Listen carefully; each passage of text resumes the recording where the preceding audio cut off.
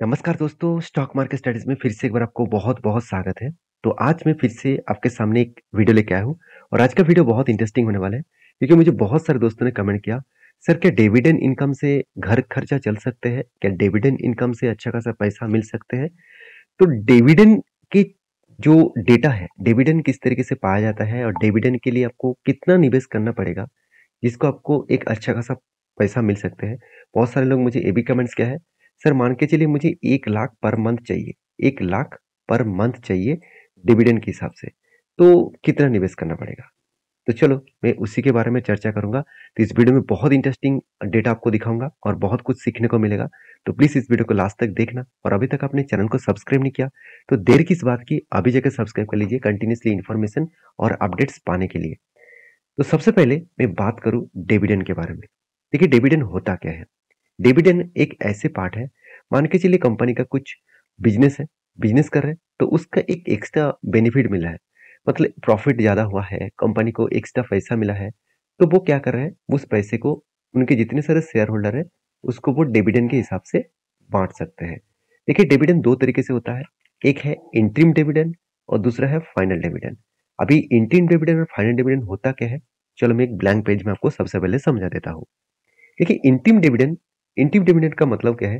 मान के चलिए कोई भी कंपनी का शेयर होल्डर मतलब प्रोमोटर के पास 51% के आसपास होल्डिंग है। तो 51% होल्डिंग मतलब उस कंपनी के शेयर होल्डर के पास राइट्स है कि वो कोई भी इंटीम डिविडेंड अनाउंसमेंट कर सकता है। मतलब प्रोमोटर के पास अगर ज़्यादा होल्डिंग है तो वो खुद डिसीजन ले सकते हैं कि इंटीम डिविडेंड कितना परसेंटेज दिया जाए। अगर आपको फाइनल डिविडेंड देना है तो आपको शेयर होल्डर के साथ भी अप्रूवल लेना पड़ेगा।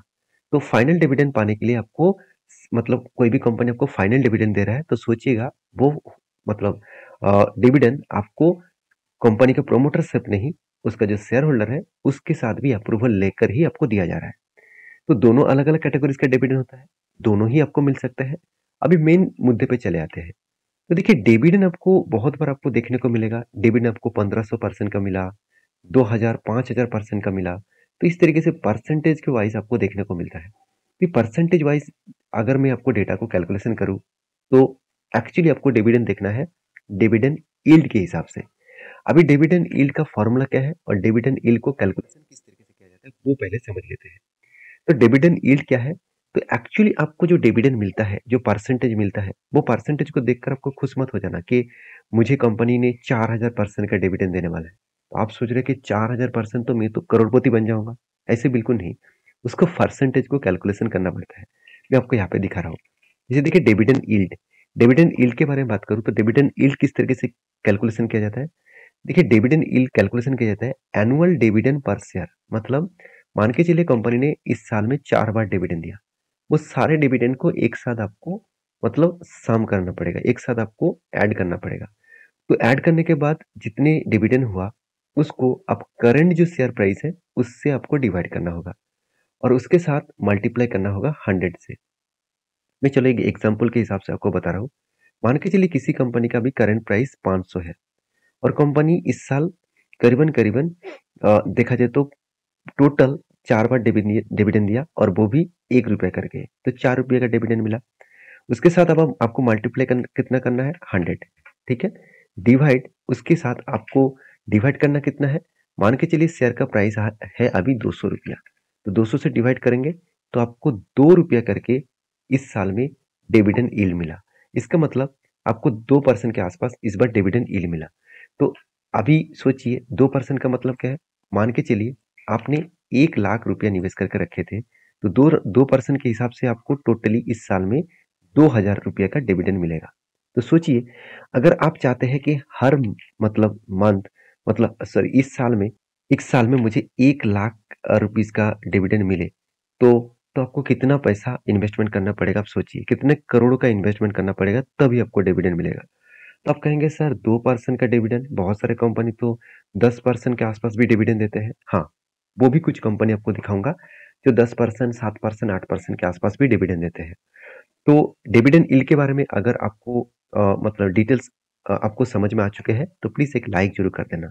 क्योंकि ये सारे वीडियोस मैं आपको एजुकेशन पर्पस में शेयर करता हूँ क्योंकि आपको सीखने को मिले, आपको जानने को मौका मिले, जिस जानकारी के माध्यम से आप एक अलग लेवल का आपको कॉन्फिडेंस आए कि हाँ, मैं जो काम कर रहा हूँ वो सही दिशा में जा रहा है। अगर इसी चर्चे के बारे में बात करूँ तो बहुत सारे लोग मुझे कमेंट करते रहते हैं, सर कौन सा company high dividend pay out करते हैं? देखिए डिविडेंड पे आउट में अगर लिस्ट दिखा दूँ तो बहुत सारे कंपनी दिखेगा। सबसे ज़्यादा private company sorry PSU company दिखेगा। जैसे देखेंगे तो कोल इंडिया, आईटीसी ये प्राइवेट कंपनी है, कोल इंडिया गवर्नमेंट कंपनी है, REC government company, ONGC, Hindustan zinc, oil India, Vedanta, HPCL इतनी सारे कंपनी आपको दिखेगा जो आपको हाई डिविडेंड पे आउट करते हैं। तो हाई डिविडेंड पे आउट का मतलब ये है कि कंपनी अच्छा खासा आपको डिविडेंड पे आउट करते हैं परसेंटेज वाइज।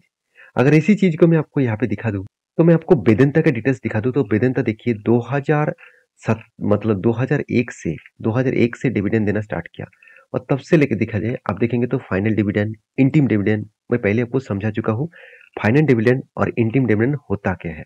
अभी देखा जाए तो 29 तारीख से डेटा अवेलेबल है कि कंपनी 10 पैसे के आसपास डिविडेंड दिया था, जो मैंने आपको पहले ही बोल चुका हूँ कि डिविडेंड यील्ड के हिसाब से अगर हेडिंग्स में आपको दिखा दूं तो यहाँ पे क्या बताया जा रहा है, डिविडेंड और डिविडेंड का परसेंटेज और डिविडेंड आप देखेंगे तो फाइनली लास्ट कंपनी डिविडेंड कब दिया, मतलब यहाँ पे देख सकते हैं कंपनी मई मंथ में 18 तारीख को फाइनली एक डिविडेंड अनाउंसमेंट किया और उस डिविडेंड कब मिला, इसके एक डेट मिला 10th मतलब मई मंथ में।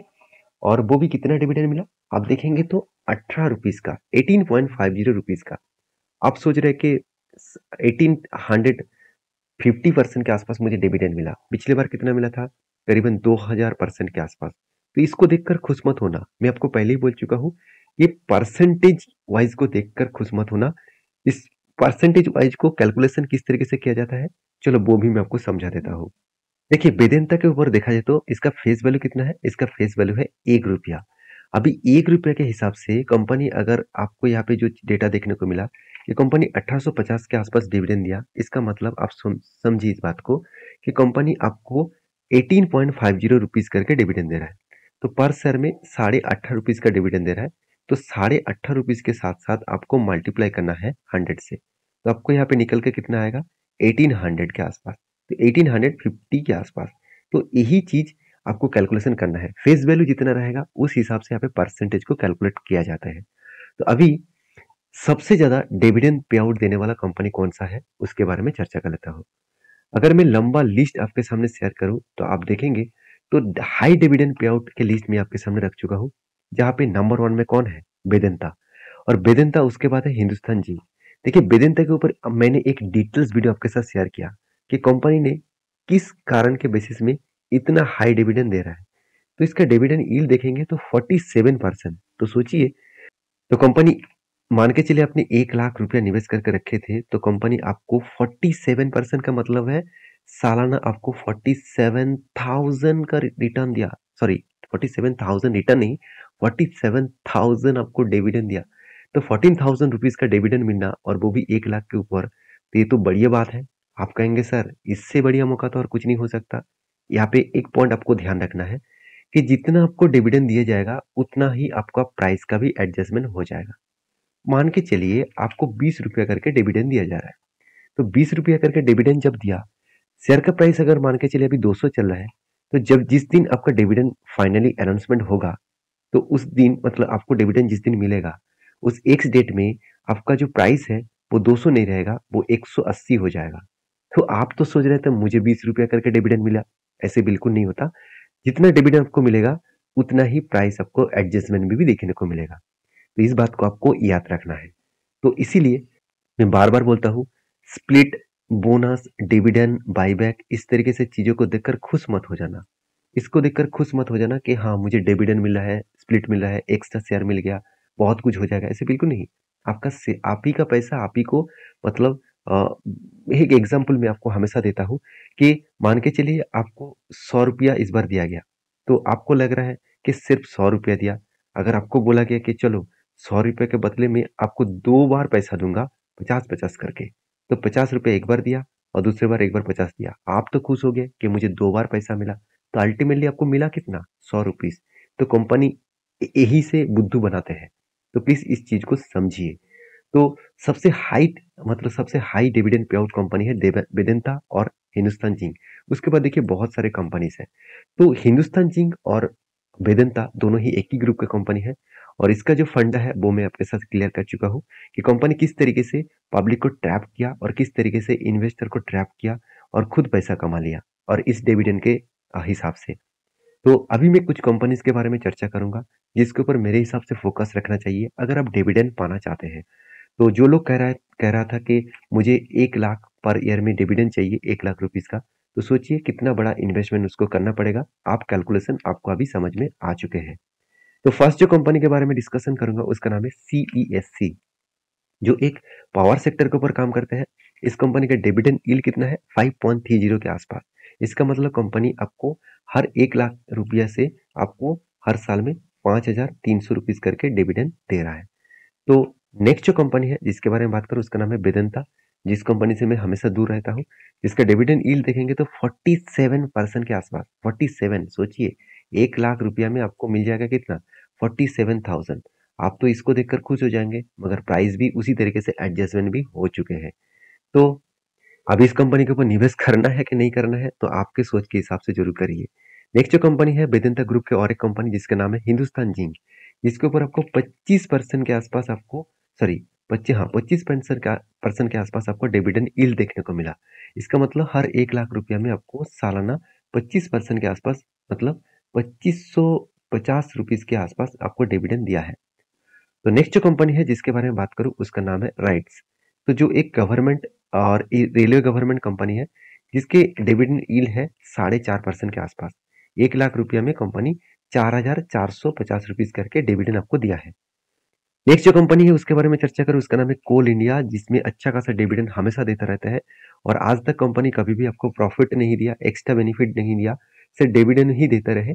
और इस बार कंपनी 7.72 रुपीज के डिविडेंड दिया। इसका मतलब 1 लाख रुपया में कंपनी 7,720 रुपीज करके डिविडेंड यहाँ पे दे चुके हैं। तो नेक्स्ट जो कंपनी है जिसके बारे में बात करूँ तो PTC इंडस्ट्रीज लिमिटेड, जो एक गवर्नमेंट कंपनी है। तो ये भी एक देखा जाए तो पावर सेक्टर के ऊपर काम करते हैं। और इस कंपनी के ऊपर बात करूं तो कंपनी का डिविडेंड यील्ड अभी 0 दिखा रहा है। तो इसका डिविडेंड यील्ड बहुत शानदार था, अभी डिविडेंड यील्ड 0 इसीलिए दिखा गया। मैं एक बार आपको दिखा भी देना चाहूंगा कि कंपनी का देखिए, सॉरी माफी चाहता हूँ, PTC नहीं होगा, PFC होगा, पावर फाइनेंस कंपनी, जिसके ऊपर डिविडेंड यील्ड कितना है? 4.46% के आसपास। तो यहाँ पे अच्छा खासा कंपनी डिविडेंड भी आपको दिया। और लास्ट जो कंपनी के बारे में चर्चा करूँ उसका नाम है ONGC, जिसने 6% के आसपास डिविडेंड दिया। इसका मतलब 1 लाख रुपया में आपको 6,000 रुपया का डिविडेंड कंपनी दे चुके हैं। तो इस कंपनी के बारे में आप स्टडी करिए, उसके बाद काम करिए। अगर आप मुझे पूछेंगे सर क्या डिविडेंड के लिए इस तरीके से कंपनी के ऊपर निवेश करके मुझे डिविडेंड तो अच्छा खासा मिलेगा, क्या मुझे प्रॉफिट भी मिलेगा? मैं जितने सारे कंपनीज के बारे में डिस्कशन कर चुका हूँ जो high dividend pay out company है, उनमें से आपको डिविडेंड तो दिया मगर आपको आज तक प्रॉफिटेबिलिटी बिजनेस नहीं दिया। As a long term 10 years 20 years तक आप देखेंगे तो मैं हमेशा बोलता हूँ आपको डिविडेंड चाहिए कि आपको प्रॉफिट चाहिए, उस हिसाब से काम करिए। अगर आप रिकरिंग के हिसाब से डिविडेंड पाना चाहते हैं तो आप उस हिसाब से काम करिए। अगर आप रिटर्न ज्यादा पाना चाहते हैं तो डिविडेंड जो कंपनी कम देते हैं उसके ऊपर काम करिए। जैसे आप देखेंगे तो डीमार्ट, वो डिविडेंड नहीं देते हैं। MRF जो डिविडेंड नहीं देते हैं। तो आज डीमार्ट और MRF किस तरीके से रिटर्न दिया, एक बार जाकर साथ जरूर कर लेना। और हाँ, आप कहेंगे सर क्या इस तरीके से कंपनी के ऊपर इंस्टीट्यूशन काम नहीं करता? बिल्कुल करता है। इंस्टीट्यूशन को भी डिविडेंड चाहिए क्योंकि वो कुछ पैसा सेफ जोन में रखना चाहते हैं। सेफ जोन में मतलब जहाँ पे उसको रेकरिंग के हिसाब से डिविडेंड मिलता रहे। जैसे पावर फाइनेंस, इसके ऊपर आप इन्वेस्टर देखेंगे, देखिए सबसे ज्यादा पब्लिक से भी ज्यादा इंस्टीट्यूशन माल खरीद के रखा है। क्यों ना रखे जो कंपनी इतना शानदार तरीके से आपको डिविडेंड पे आउट कर रहे हैं। तो मेरे कहने का मतलब आपको समझ में आ चुके हैं, आशा करता हूँ समझ में आ चुके हैं। अगर वीडियो में कुछ अच्छा सीखने को मिले तो प्लीज एक लाइक करना, क्योंकि बहुत सारे डेटा को एनालिसिस करके मैं आपके साथ वीडियो शेयर करता हूँ। और मेरे वीडियो में आपको सिर्फ सीखने को मिलेगा, कोई भी मेरे तरफ से बाय एंड सेल का रिकमेंडेशन नहीं है। जितने सारे कंपनीज के बारे में चर्चा किया हूँ, एक सारे कंपनीज में मेरे पॉइंट ऑफ व्यू से डिविडेंड कहाँ से मिला है वो मैं आपके साथ शेयर किया हूँ। किसी के ऊपर बाय सेल का कोई भी रिकमेंडेशन नहीं है। तो प्लीज एक बार रिसर्च करके आपके खुद के डिसीजन के हिसाब से काम करना।